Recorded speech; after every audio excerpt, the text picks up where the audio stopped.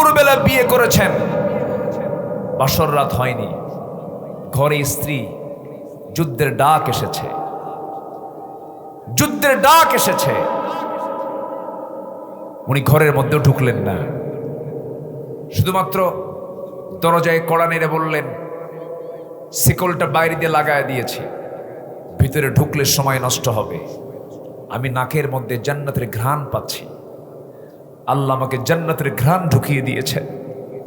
আমার জন্য দোয়া করো আমার স্ত্রী, আল্লাহ যেন আমাকে জান্নাতের মেহমান বানান। স্ত্রী কয়, এমন স্বামী গ্রহণ করলাম, চিনলাম না, দেখলাম না, শুনলামও না, একটু আসুন না ভিতরে, প্রেম নিবেদন করব না, একটা বার শুধু দেখবো আপনি আমার স্বামী, কিয়ামতের দিন যেন আমি আপনাকে স্বামী হিসেবে চিনতে পারি, এই জন্য আমি চিনব, দেখব। সঙ্গে সঙ্গে ওই আল্লাহর গোলাম, আল্লাহ প্রেমিক সাহাবী আব্দুল্লাহ বিন রাওহা বলছেন, ও আমার স্ত্রী, এমনটা নিয়ত তোমার যদি হয়ে থাকে, তোমার সঙ্গে আমার সঙ্গে পরিচয় করে দেবার দায়িত্ব কিয়ামতের দিন আমার আল্লাহ নিজে নিয়ে নিবেন। চললাম।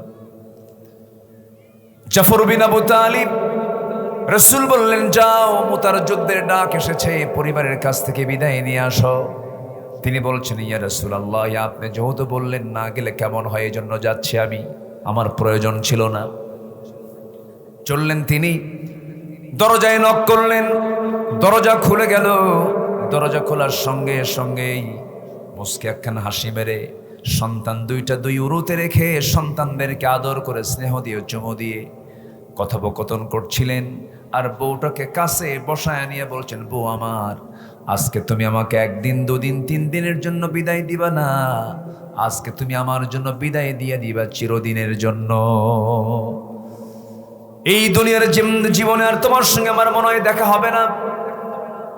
যুদ্ধে যেতেছি, আমাকে মুতার যুদ্ধের আমাকে সেনাপতি বানানো হয়েছে।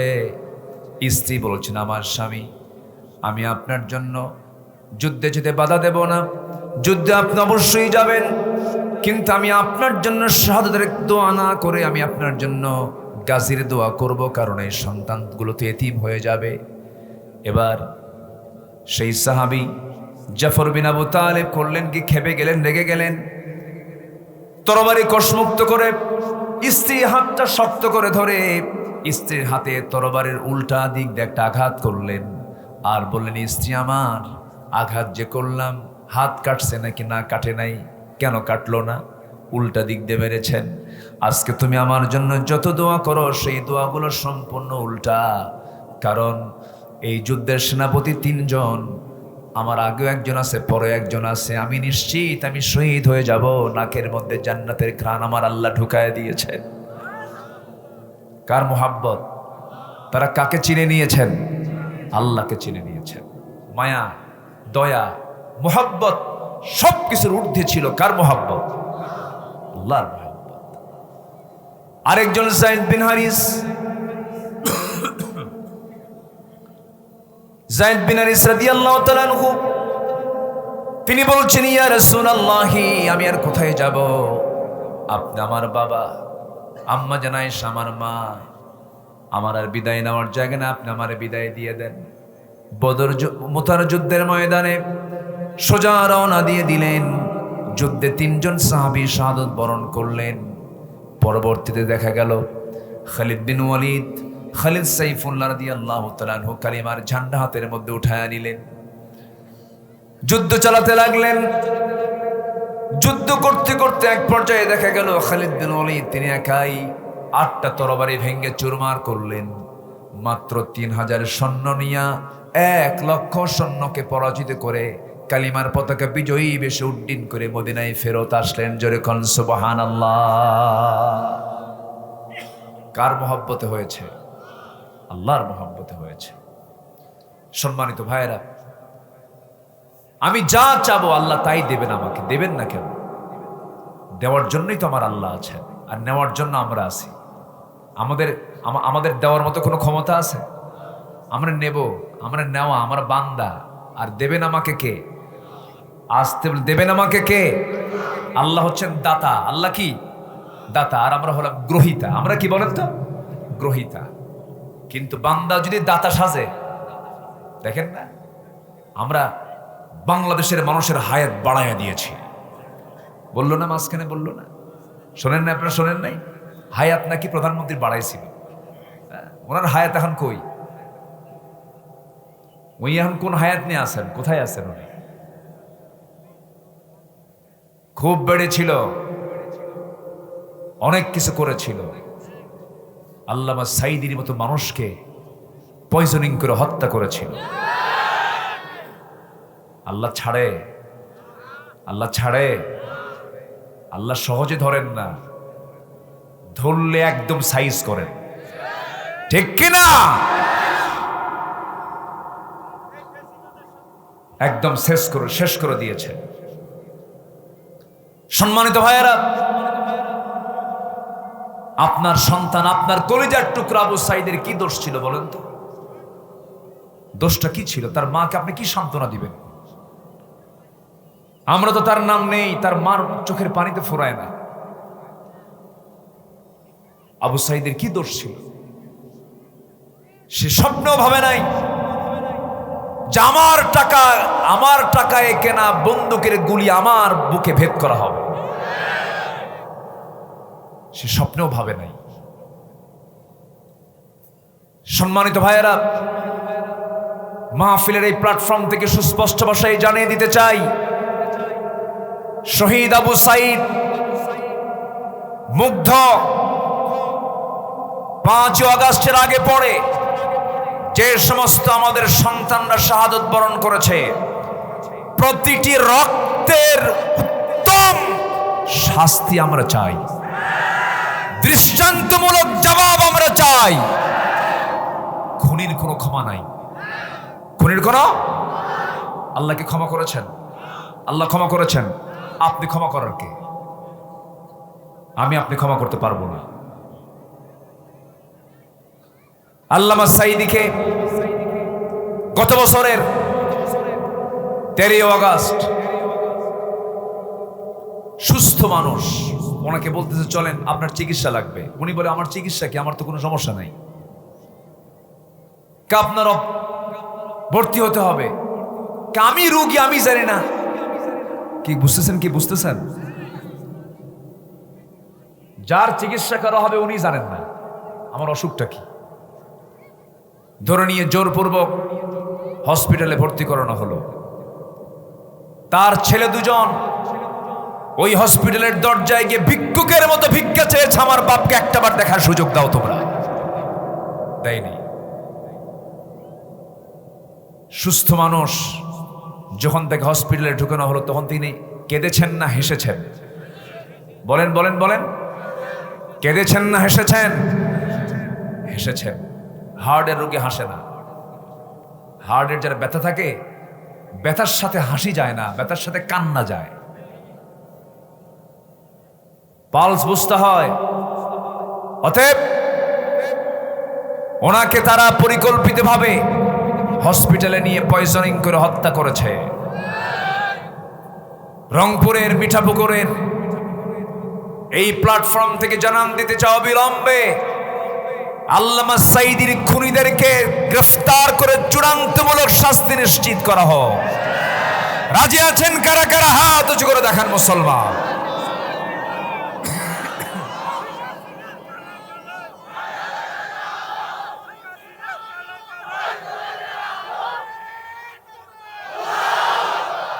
আল্লাহ কবুল করুন, জোরে বলে আমিন। সম্মানিত ভাইয়েরা, সম্মানিত বন্ধুগণ, আল্লাহকে দোয়া কবুল করেন না? আসতে বলে, দোয়া কবুল করেন না? আল্লাহ দোয়া কবুল করতে যদি বিলম্ব হয়, ভাববেন একটু আস্তে আস্তে আস্তে দিচ্ছেন আল্লাহ। তৎক্ষণাৎ পেলে তো পেয়ে গেলেন। আর যদি দুনিয়াতে পাচ্ছেনই না, তখন ভাবতে হবে আল্লাহ আপনার জন্য আখিরাতে বড় কিছু রেখে দিয়েছেন। হতাশার কোনো কারণ নেই। তো আমরা দুনিয়াতে একটু ঘুরতে এসেছি, আমরা আবার নিজের বাড়িতে ফিরে গিয়ে জান্নাতের খাবার আবার খাবো। আসতে কয়, জোরে বলি ইনশাআল্লাহ। আমাদের বাড়ি কোথায়? ঠান্ডা লাগছে হঠাৎ করে, বুকে কফ জমেছে, ঠান্ডা গরম, বিভিন্ন জায়গার বিভিন্ন পানি। আল্লাহ তো আমাদের রিজিকে রাখছে 30 বাড়ির 30 হাড়ির রান্না। সম্মানিত ভাইয়েরা, একটু বসুন। তো আল্লাহ পাক যদি আমাকে ইহু দুনিয়াতে না দেন, আমাকে আখিরাতে দিবেন। দিবেন না? দিবেন না? দিবেন না? জোরে বলি ইনশাআল্লাহ। তাহলে আমাদের বাপের ভিটা কোথায়? মিঠা পুকুর না কি কইল? মিঠা পুকুর। আমাদের বাপের ভিটা কোথায়? জান্নাত। আমাদের এই দেহ গড়া জাহান্নামের খাদ্য দিয়ে না জান্নাতের খাদ্য দিয়া? জান্নাতের খাবার দিয়ে আমাদের এই দেহ গড়া। কম সম ব্যাপার না কিন্তু। আমাদের এই বডি জান্নাতি বডি। জোরে বলি ইনশাআল্লাহ। কিন্তু বিড়ি খায় শীতকে বানায় ফেলে। কি ঠিক আছে? রাগ করতেছেন নাকি আপনারা? জান্নাতি বডির মধ্যে কি ঢুকায়? বিড়ি ঢুকায়। এটা হলো, বলেন তো, বডিটা হলো জান্নাতের, সেখানে বিড়ি খাচ্ছেন, মদ খাচ্ছেন কেন? না, আমরা জান্নাতের খাবারই খাবো। জোরে বলি ইনশাআল্লাহ। দুধ জান্নাতি খাবার। দুধ কি খাবার বলেন? জান্নাতি খাবার। আঙ্গুর থাকবে, মাছের কলিজা থাকবে। দুনিয়াতে যে খাবারগুলো খাই, এটা দিয়ে জান্নাতের খাবার কোনো তুলনাই হবে না। জান্নাতের যে খাবার খাবে মানুষ একবার, সে কোনোদিন বুড়া হবে না। দুনিয়ার খাবার খেলে বুড়া হয় না, আজ থেকে বুড়া হয় না, কিন্তু জান্নাতের খাবার খেলে কোনো বুড়া হবে না। সেই জান্নাতের খাবার খাবো না ইনশাআল্লাহ? জি, জোরে বলি ইনশাআল্লাহ। বিড়ির ধারে পাশে যাব না, নেশার ধারে পাশে যাব না। জোরে বলি ইনশাআল্লাহ। কিছুক্ষণের মধ্যে একটা আজানের আওয়াজ আমাদের কানে আসবে, ভয়ের কোনো কারণ নাই। আমরা এই এলাকার সবচাইতে বড় বৃহৎ জামাত আমরা এখানে আদায় করব। তাহলে এখন আর কোনো টেনশন আছে? বাস, পাশে পুকুর না, ওটা পুকুরও আছে, কোনো সমস্যা নাই। একটা লোক উঠবেন না, কেউ ভাববেন না যে নামাজ হবে না। নামাজ হবে, নামাজটা হবে। আমরা একটু যে সময় পড়া হয় তার চেয়ে 10, 15, 20, 25 মিনিট একটু পরে পড়ি কিনা। এটা নিয়ে ফতুয়া দিবেন নাকি আবার কেউ? মুরব্বী হাসে। ফতুয়া দিবেন না তো কেউ? আমার দেশে কিছু ফতুয়া সন্ত্রাসী আছে না নাই বলেন তো? আমি যদি এখন নামাজের জন্য যদি সময় ছেড়ে দেই, এই মাহফিল কি আর সাজানো যাবে? আর সাজবে না, ভেঙে যাবে। কিন্তু এই জন্য সব দিক খেয়াল করে আমি পারস্পরিক সিদ্ধান্তের আলোকে এই সিদ্ধান্তে উপনীত হয়েছি। সবাইকে একমত? জোরে বলি ইনশাআল্লাহ। বসুন এখন। তাহলে আমাদের দোয়া কবুল করবেন কে? আসতে বলবেন না কে? আমি চাইবো দোয়া কবুল হবেই। কে করবেন? আল্লাহ। কিন্তু দোয়া কবুল হয় না কেন? এরকম মাঝে মাঝে হয় কিনা বলেন? আল্লাহ এত চাচ্ছি, দোয়া কবুল হচ্ছে না কেন? দোয়া কবুল না হওয়ার পেছনে 10টা কারণ আছে। আজকে আমার আলোচনার সাবজেক্ট হচ্ছে এইটা। শুনবেন তো নাকি? দোয়া কেন কবুল হবে? তাই হয়ে যাবে। আমি কার? আসতে বলবেন, আমি কার? দোয়া অবশ্যই কবুল হবে, কিন্তু 10টা কারণে দোয়া কবুল হয় না। নাম্বার 1 হলো, যার মধ্যে মুনাফিকি থাকবে তার দোয়া কবুল হবে না। মুনাফিক বুঝি রংপুর জেলায় খুঁজে খুঁজে একটা মুনাফিকও খুঁজে পাওয়া যাবে না। আছে মুনাফিক? আছে, আছে মুনাফিক, আছে। মুনাফিক কাকে বলে? মুনাফিকের সংজ্ঞা কি? মুনাফিকটা আপনি চিনবেন কেমনে? ধরুন কোথাও ধোঁয়া উঠতেছে, ধোঁয়া উড়ে উড়ে উঠতেছে উপরের দিকে, ধোঁয়া প্রমাণ করে দেয় ধোঁয়ার নিচে কি আছে। আসতে বলবেন না কি আছে? আগুন আছে।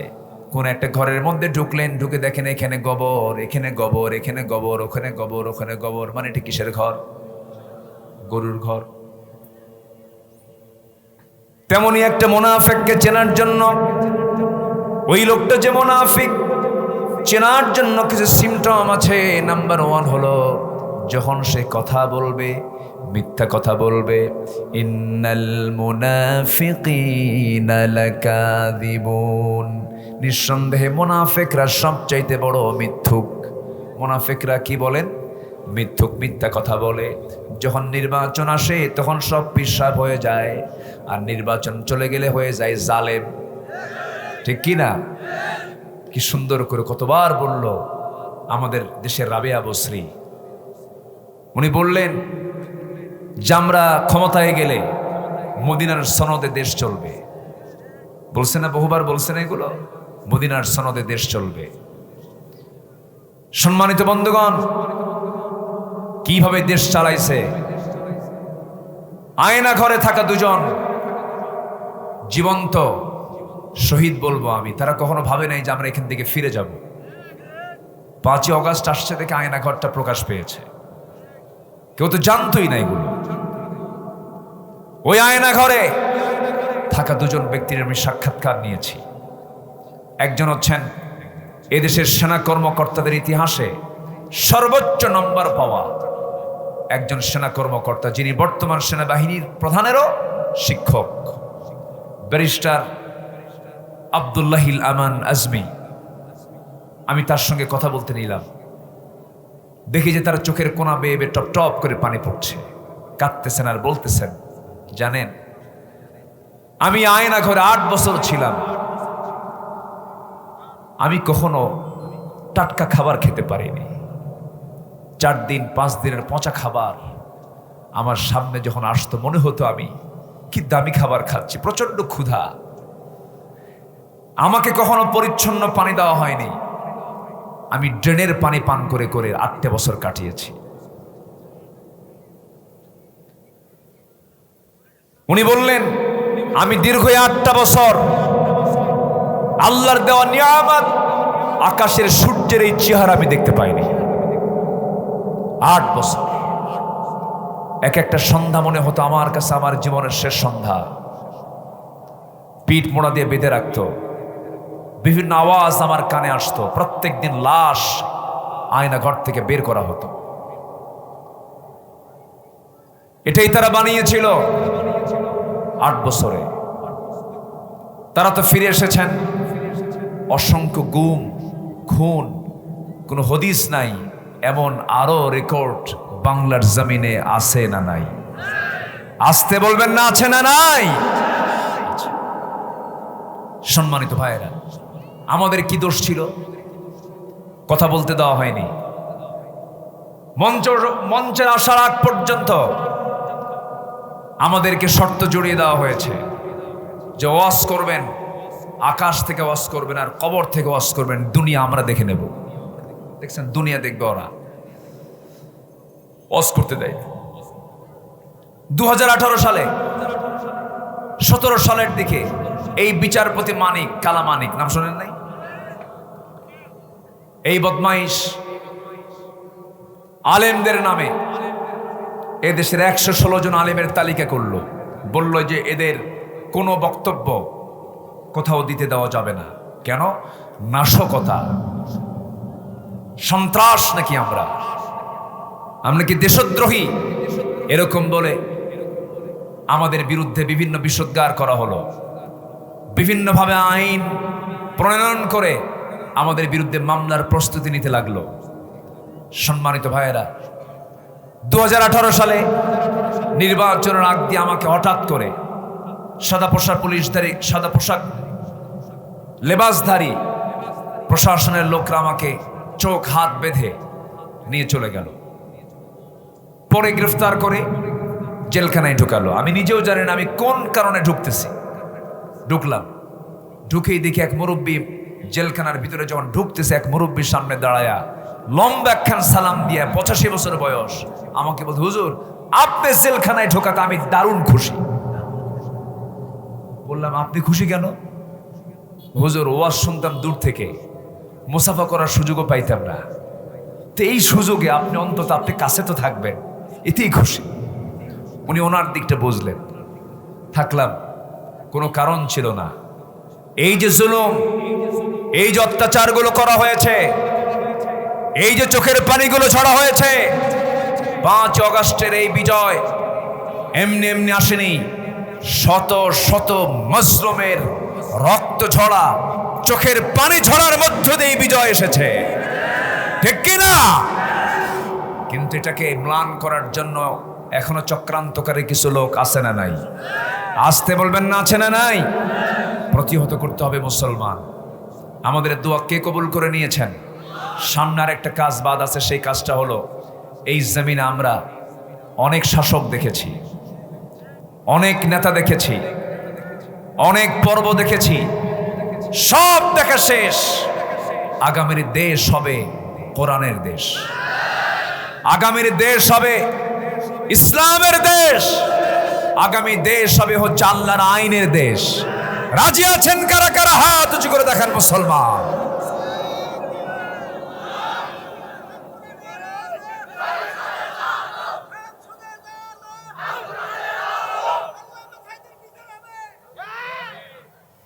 আল্লাহ কবুল করুন, জোরে বলি আমিন, আরো জোরে আমিন। কষ্ট পাচ্ছেন? আলোচনা চালাই, জোরে বলি ইনশাআল্লাহ। জি, ইবাদত কবুল হবে, দোয়া কবুল হবে, কিন্তু 10টা অপরাধ নিজের জীবন থেকে মুছে ফেলতে হবে। 1 নাম্বার বলেছি, কি বলেন তো?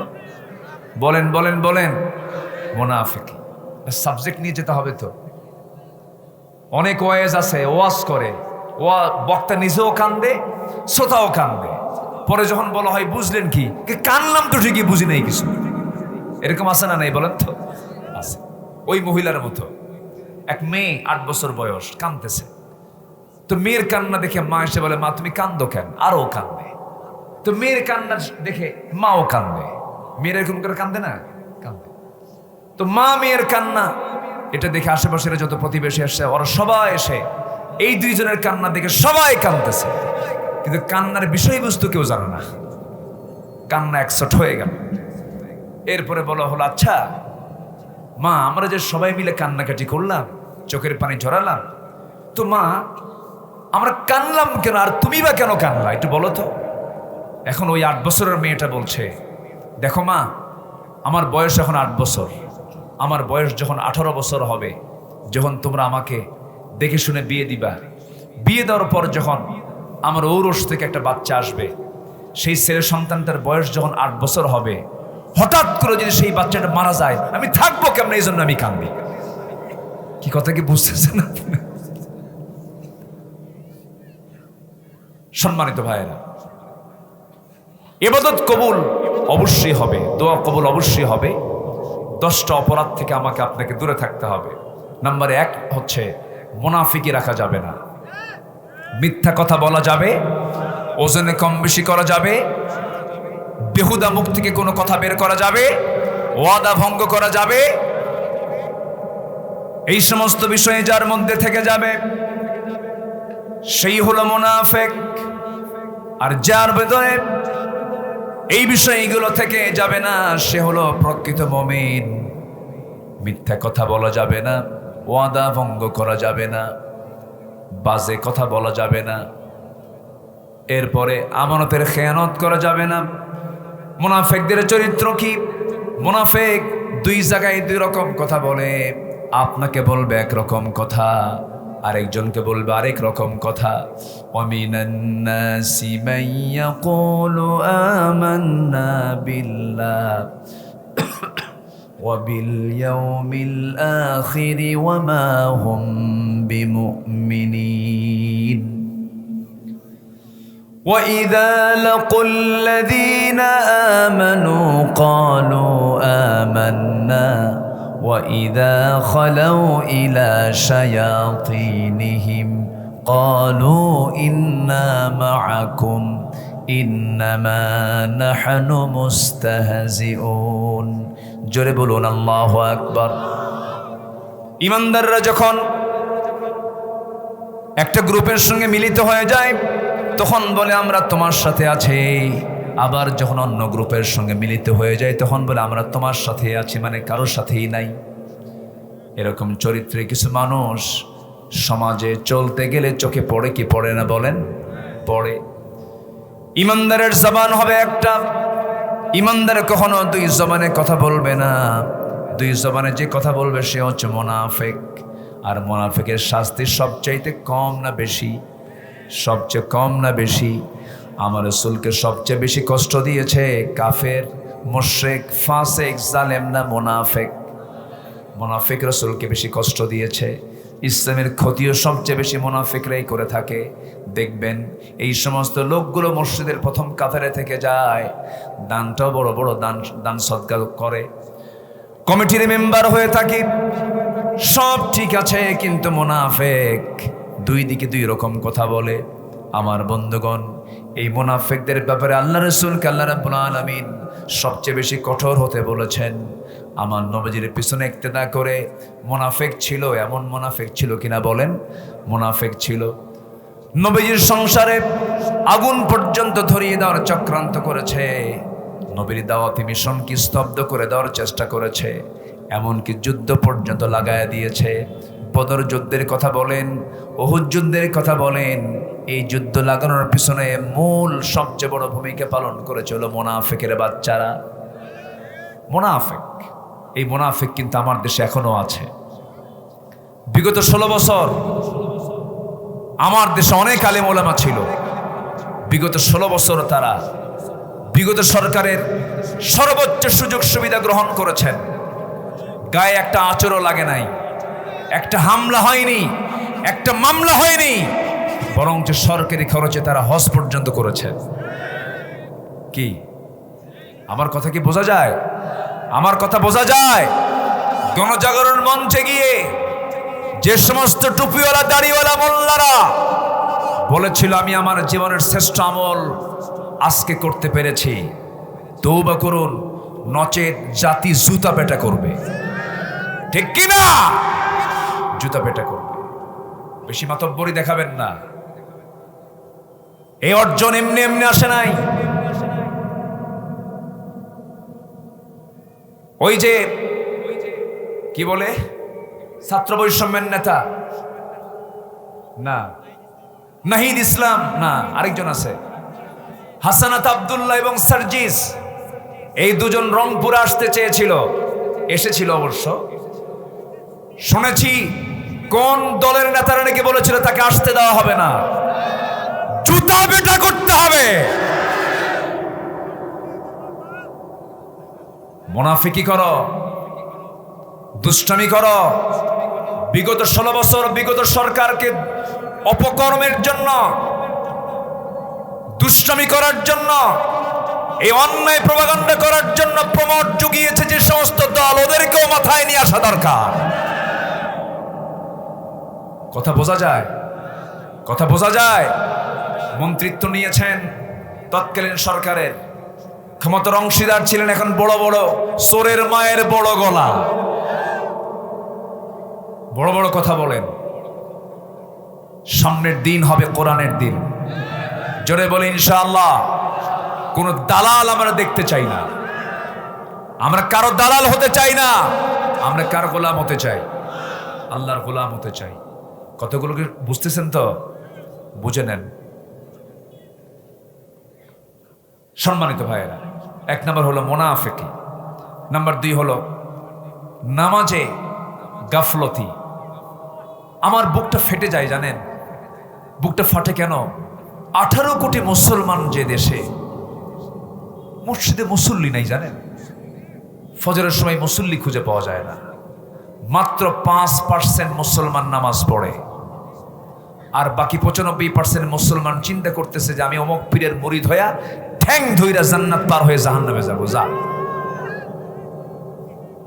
আছে না নাই? একটা কথা বলে দেই, সবাই কান পেতে শোনেন, আমাদের দায়িত্ব এটা। কোন গ্রাম কি মাতব্বর ছাড়া আছে? আসতে কয়। কোন গ্রাম কি মাতব্বর ছাড়া আছে? কোন গ্রাম কি মসজিদ ছাড়া আছে? বিশেষ করে আমার দেশে নাই।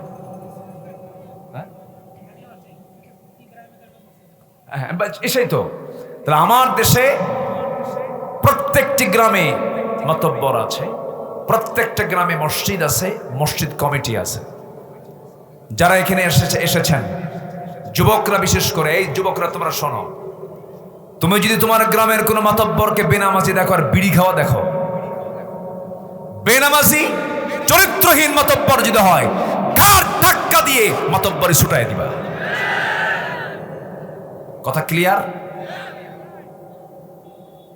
কমিটির ভিতরে, মসজিদ কমিটির ভিতরে যদি বেনামাজি থাকে, সুদখোর থাকে, বদমাইশ থাকে, আস্তে করে ঘাড় ধাক্কা দিয়ে কমিটি থেকে বের করে নামাজি কমিটি তৈরি করবা। গ্রামের মাতব্বর হবে নামাজি না বেনামাজি?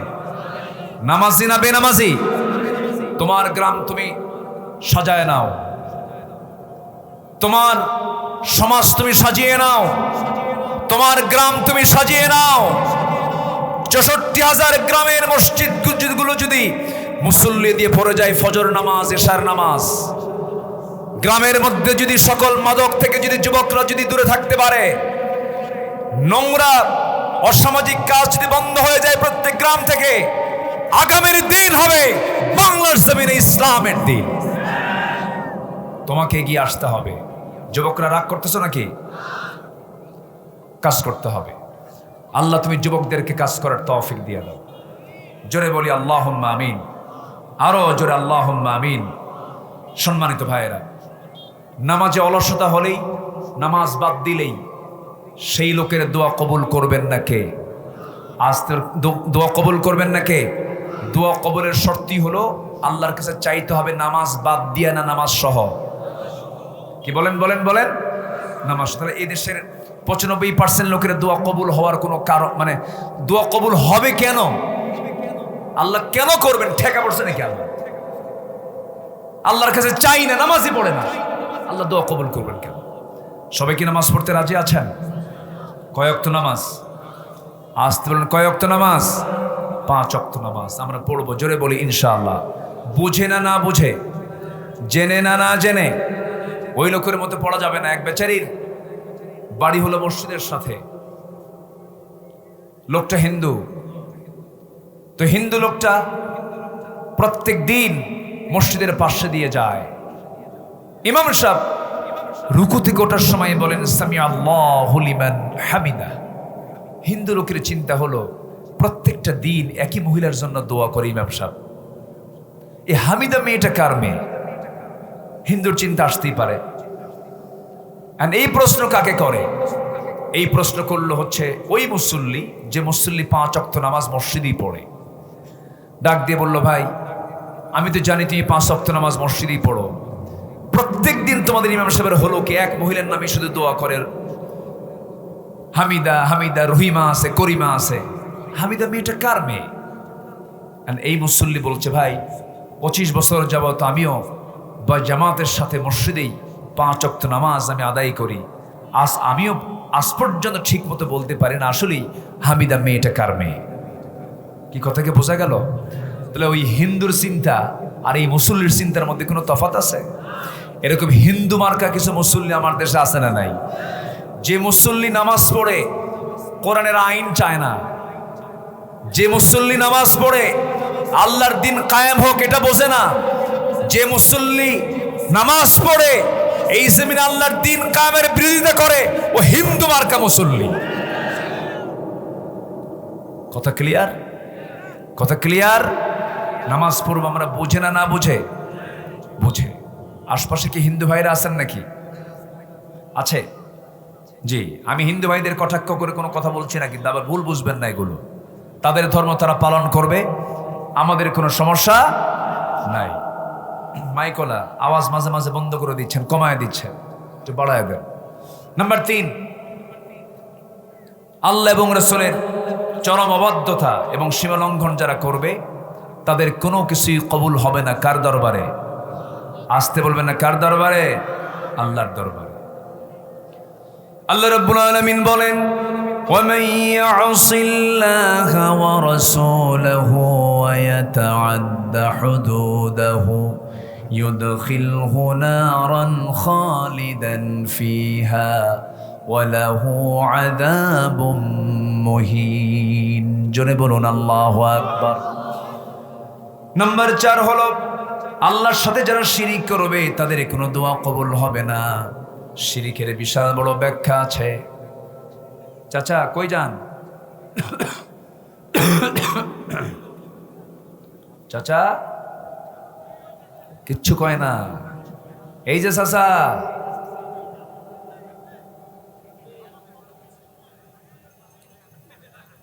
কি বললো? ও আচ্ছা, বলতেছে চাচা পালায় না, হাসিনা পালাইছে। দেখছেন কি ওয়াজটা দিয়ে গেল, যে ওয়াজ আমিও করতে পারিনি। না ঠিক আছে, জাতি বোকা নাই, যুবকরাও বোকা নাই। আমি ভাবছিলাম কি জানেন, আজকের ছাত্র সমাজ মনে হয় অটিস্টিক হয়ে গেছে, কারণ এরা মোবাইল ডিভাইসগুলো ব্যবহার করে করে মনে হয় এদের সবকিছু শেষ, এদের মধ্যে কোনো সারা শব্দ নাই, কোনো আওয়াজ নাই, গেমস টেমস খেইলা সবকিছু শেষ হয়ে গেছে। কিন্তু জাতে মাতাল তালে ঠিক, একদম জায়গা মতো গেছে, গণভবন ঘেরাও করে দখল করে ফেলেছে। জি, যুবকরা সব পারে। যুবকরা এখন শুধু কোরআনের সামনে আগায় যাও, দেশকে চেঞ্জ করে ফেলো, কোরআন দিয়ে সাজাও, সমাজ জান্নাতের টুকরা হয়ে যাবে। জোরে বলি সুবহানাল্লাহ। শিরিক করা যাবে না। শিরিকটা কি দেখেন, আমি কি করে খাবো, এর মধ্যে শিরিক আছে না নাই? আছে। খাওয়াবেন কে? আমি কি খেতে পারবো? আমাকে খাওয়াবেন কে? আল্লাহ। শনিবারে বাঁশ কাটা যাবে না, সকালবেলা বাকি দেওয়া যাবে না, মঙ্গলবারে বিয়ে হওয়া যাবে না, বৃষ্টির দিনে বিয়ে হলে সারা জীবন ওর চোখে পানি ফুরাবে না। দেখছেন ফতুয়ায় কি? ফতুয়ায় দাদি, ফতুয়ায় দাদি নানি, এগুলো সব দাদি নানির মুখ থেকে আমরা কল্প কাহিনী শুনেছি, সম্পূর্ণ ভিত্তিহীন।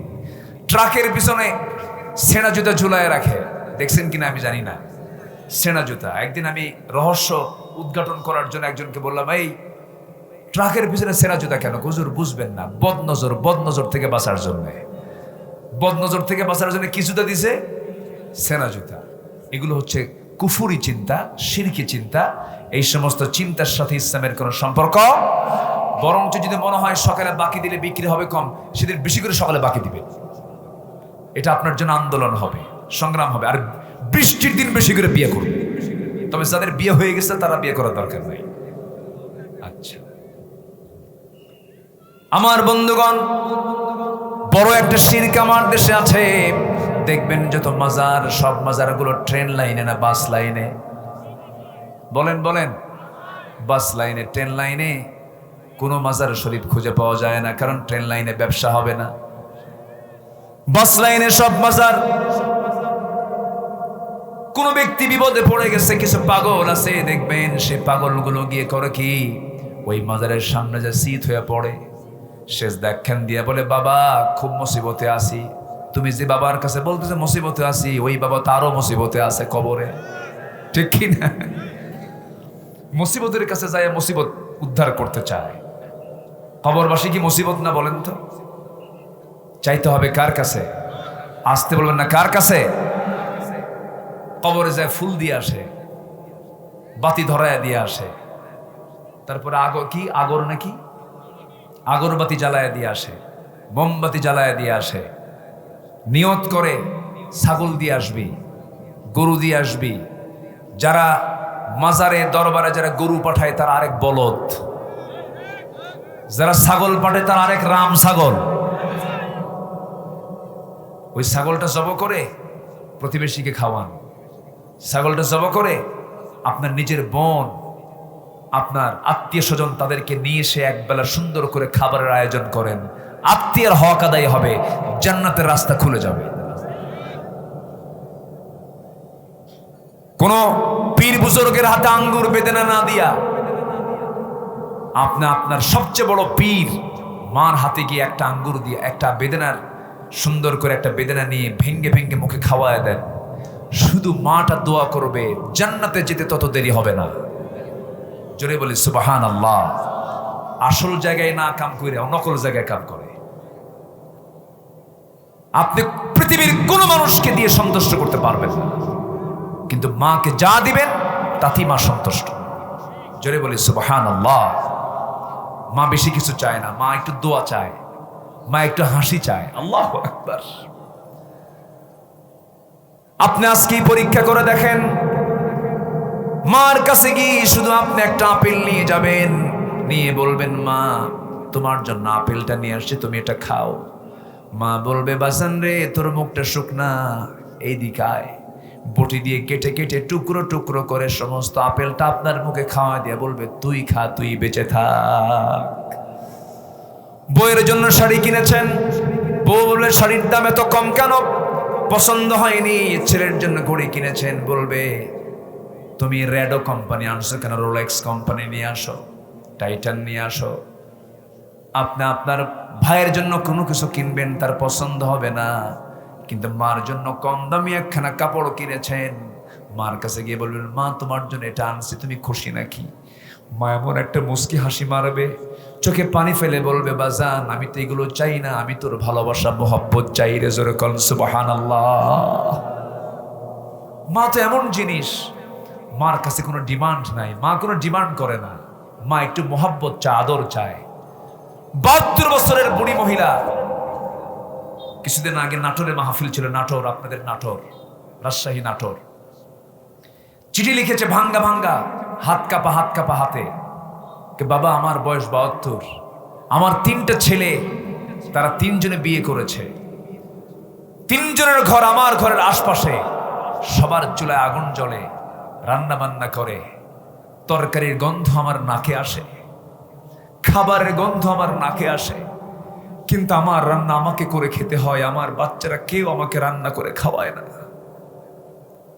আছে এই সমস্যা কি রংপুরে আছে? আসতে বলবেন না, আছে না নাই? কেন কেন থাকবে এটা? যেই মা একসঙ্গে 3 সন্তানকে খাওয়াতে পারলেন, আর 3 সন্তানে একসাথে মাকে খাওয়াতে পারে না, এটি কি আমাদের বিজয় না পরাজয়? বলেন বলেন, বিজয় না পরাজয়? দোয়া কবুল হয় না আরেকটা কারণ হচ্ছে বাপ মার দোয়া থেকে যদি কেউ মাহরুম থাকে, তার দোয়া কবুল করবেন না কে? আসতে বলবেন না কে? নাম্বার 6, সামনে পেছনে যারা পরনিন্দা করবে, যাদের মুখে শুধু পরনিন্দার গীবত চর্চা, তাদের মুখটা পচা, তাদের মুখটা কি ওই পচা মুখে দোয়া করলে সেই দোয়া কবুল হয় না। কার কথা? আল্লাহর কথা। নাম্বার 7, আল্লাহকে ভুলে থাকা, মন্দ কাজে ডুবে থাকা, এই কাজগুলো করলে তার দোয়া আল্লাহ পাক কবুল করবেন না। শয়তানের পদঙ্ক অনুসরণ করা 8। নাম্বার 9 হচ্ছে যে কোনো ইবাদত করে আল্লাহর জন্য না, মানুষকে দেখানোর জন্য। 10 লাখ টাকা দিছে, মসজিদ বানাইছে, প্রত্যেক দিন খতিবকে ডাক দিয়ে কয় আপনি আমার নামে দোয়া করতে পারেন না? আসেন এরকম লোক? আসেন না? বলেন তো আসেন? খালি খোটা মারে, খালি খোটা মারে। হুজুর প্রত্যেক আছে কি না? এগুলো আছে, এগুলো আছে, আছে।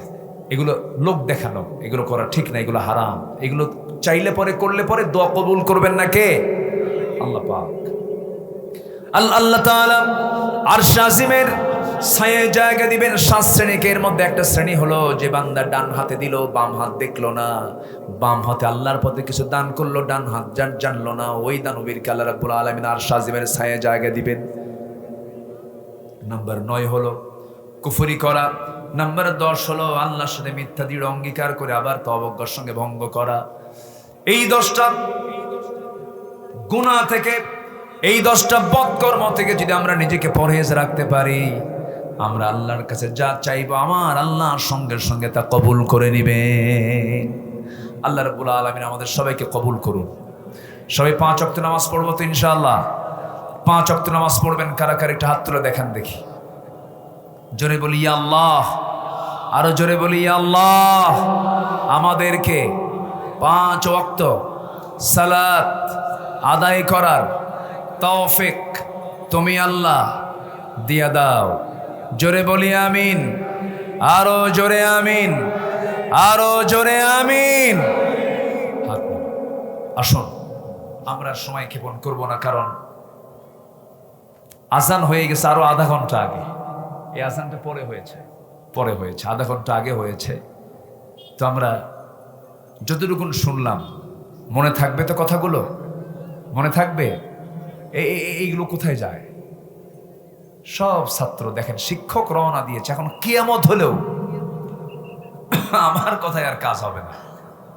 শিক্ষক যেদিকে, ছাত্র, এটাই হচ্ছে চেইন অফ কমান্ড, নেতৃত্ব। বলি আলহামদুলিল্লাহ। মাদ্রাসার ছাত্রের মধ্যে যে আদব পাবেন, এই আদব কি কলেজে পাওয়া আছে, ভার্সিটিতে আছে? চোখ বন্ধ করে মাদ্রাসায় দেব, জোরে বলি ইনশাআল্লাহ।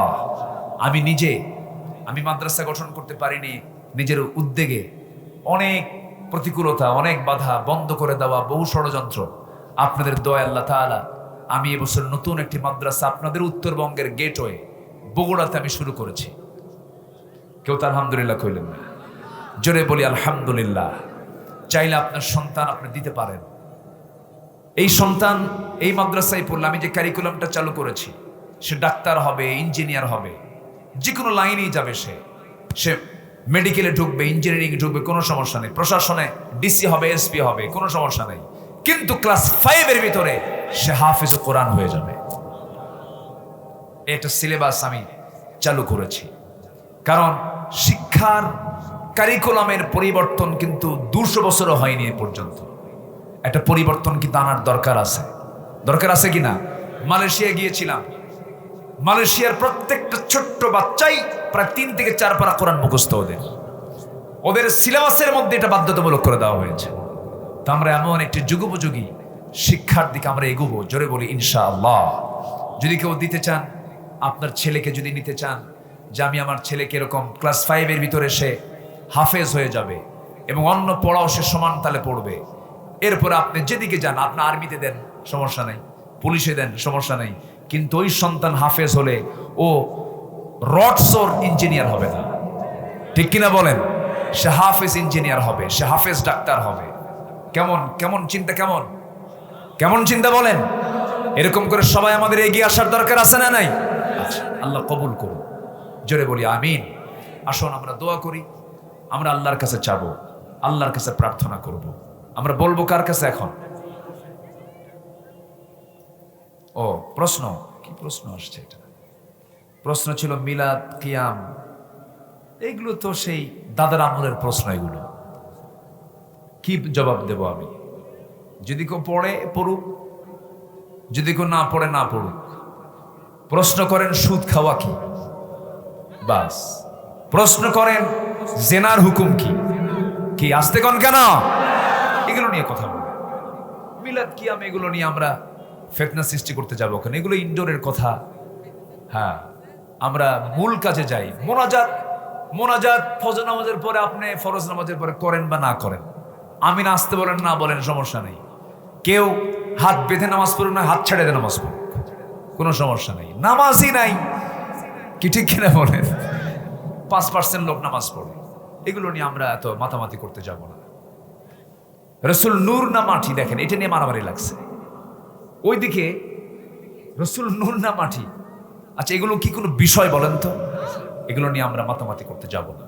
আল্লাহ তুমি সবাইকে বোঝার তৌফিক দাও। এখানে ছেলে সন্তানের বাবা কারা কারা আছেন দেখি? ছেলে সন্তানের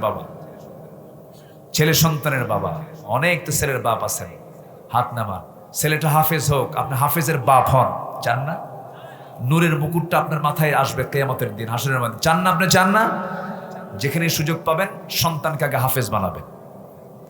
আমার সন্তান, আল্লাহর মেহেরবানি, আল্লাহ আমাকে একটা ছেলে দিয়েছেন, খুব কষ্ট কইরা হিফজটা সম্পূর্ণ হয়েছে, আলহামদুলিল্লাহ। এটা সহজও না, তো চেষ্টা করতে হয়, মেহনত করতে হয়, দোয়া করতে হয়। আল্লাহ সবাইকে হাফেজের বাপ বানায় দেন, জোরে বলি আমিন। কোরআন যদি 30 পারা কোরআন যদি সিনাই ঢোকে, ওর মধ্যে গোটা দুনিয়ার জ্ঞানী ঢুকবে।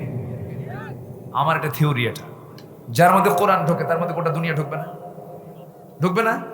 অবশ্যই ঢুকবে। আগে ঢুকায় দেন কোরআন, আগে কোরআন ওর ভিতরে ঢুকে সব, মানে যত অন্যায় আছে সব জ্বলে পড়ে সারখার হোক, এরপরে সব ঢুকে যাবে। আল্লাহ কবুল করুন। আসেন আমরা দোয়া করি। আমরা চাইবো কার কাছে? আল্লাহর কাছে।